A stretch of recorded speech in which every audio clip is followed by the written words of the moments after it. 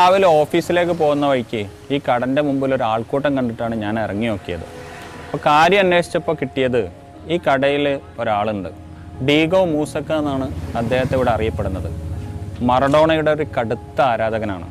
ചെറുപ്പം മുതൽ തന്നെ മറഡോണയുടെ കളി കണ്ട് മറഡോണയുടെ കടുത്ത ആരാധകനായി മാറിയ മൂസക്ക. ഈ മൂസക്കയ്ക്ക് മറഡോണ മരിച്ച വാർത്ത കിട്ടിയപ്പോൾ എന്തെങ്കിലും സംഭവിച്ചു പോകുമോ എന്ന് പേടിച്ചിട്ടാണ് ഇവിടെ ഈ ആളുകളൊക്കെ കൂടിയിട്ടുള്ളത്.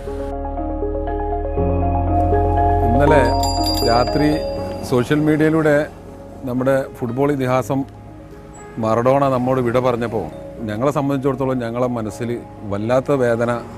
മറഡോണ മരണപ്പെട്ടെങ്കിലും ഞങ്ങളുടെ നാട്ടിലെ ഞങ്ങളുടെ സ്വന്തം ഡിയാഗോ മൂസക്കുട്ടിക്കാക്കൻ്റെ അവസ്ഥ ആലോചിച്ചിട്ടാണ്. ഞങ്ങളൊക്കെ രാവിലെ തന്നെ ഇന്ന് നേരത്തെ അദ്ദേഹത്തിൻ്റെ കടയിലേക്ക് വന്ന അദ്ദേഹം എന്താവും. അദ്ദേഹം ഇതേപോലെ 65-70 വയസ്സായ മനുഷ്യനാണ്. മറഡോണ എന്ന് പറഞ്ഞാൽ ജീവിതം തന്നെ മറഡോണക്ക് വേണ്ടിയിട്ട് മാറ്റിവെച്ചൊരു വ്യക്തിയാണ്.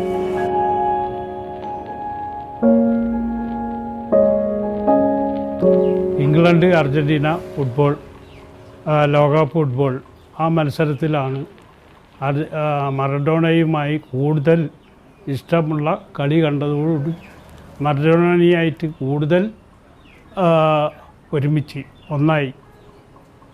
അപ്പോൾ ഫുട്ബോളിൻ്റെ ഒരു ആരാധകനായി മാറി. ഇവൻ്റെ ഈ ബോളിൻ്റെ കൺട്രോളിങ്, മറഡോണയുടെ പിന്നെ വേഗത, അതൊക്കെയാണ് അവനെ കൂടുതൽ ഇഷ്ടപ്പെടാനുള്ള കാരണം. ഭയങ്കര വേഗതയാണ്.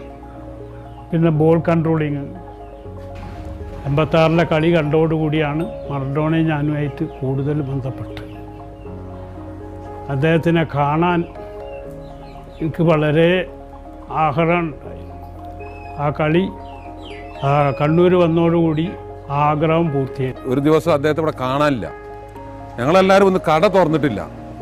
കട തുറക്കാതെ വന്നപ്പോൾ മൂസുട്ടിയൊക്കെ ഇന്നിപ്പോൾ എവിടെ പോയി എന്ന് അന്വേഷിച്ച് നോക്കിയപ്പോഴാണ് ഇവിടെ കുറച്ച് മുന്നേ പിന്നെ കണ്ണൂരിൽ മറഡോണ കൊണ്ടുവന്നിരുന്നു. മറഡോണ നേരിൽ കാണാൻ വേണ്ടി അദ്ദേഹം പോയതാണ്. ഞങ്ങളാരും അറിയില്ല. അദ്ദേഹത്തെ കാണാതെ തെരച്ചിലൊക്കെ നടത്തി. അവസാനം രാത്രി ഇവിടെ വന്നിട്ട് കട തുറന്നിട്ട് ചിരിച്ചിങ്ങനെ ഇരിക്കുന്ന ഒരു മൂസക്കുട്ടിക്കാക്കനെ കണ്ട് അദ്ദേഹം മറഡോണ നേരിട്ട് കണ്ടു വന്ന സന്തോഷം. അങ്ങനെ അർജൻറ്റീനയുടെ ഏത് കളി ഉണ്ടെങ്കിലും കാണും. എവിടെ വെച്ചാലും അവിടെ ഞാൻ പോകും. അങ്ങനെ ടി വി ഇല്ലാത്ത കാലത്തൊക്കെ ഞാൻ കണ്ടിട്ടുണ്ട് കളി. അപ്പോൾ അങ്ങനെ എല്ലാ കളികളും വീക്ഷിക്കും. അർജൻറ്റീന കളിയാണോ അന്ന് ഭക്ഷണമില്ലെങ്കിലും പിന്നെ വെളിച്ചമില്ലെങ്കിലും ഒന്നുമില്ലെങ്കിലും ഞാൻ പോയി കളി കാണും. ഏത് സ്ഥലത്തായാലും അത്ര ഒരു ആവേശമായിരുന്നു. ഈ 86-ലെ കളി കണ്ടോട് കൈകൊണ്ട് ഗോൾട്ട കളിയൊക്കെ കണ്ടോടുകൂടിയാണ് ഫുട്ബോളിലെ ദൈവമായി മാറിയത്.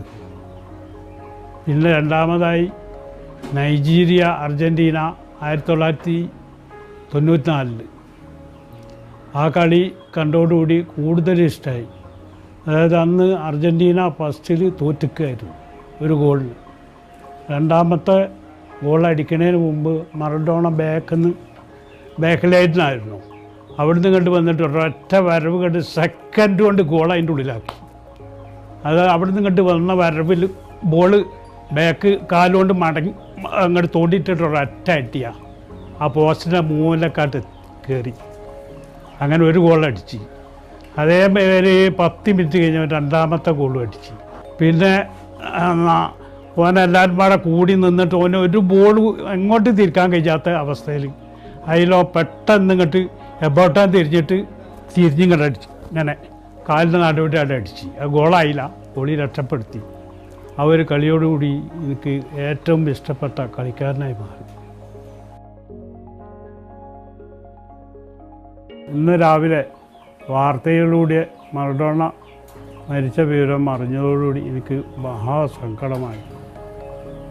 അങ്ങനെ വീട്ടിൽ നിൽക്കാൻ പുറത്തില്ലാണ്ടായപ്പോൾ ഞാൻ കടയിലേക്ക് പോന്ന് ഇവിടെ ഒരു കറുത്ത കൊടി കെട്ടണം എന്നുള്ള ആഗ്രഹം ഉണ്ടായി. കൊടി കെട്ടി അതിൻ്റെ ശേഷമാണ് കട തുറന്നത്.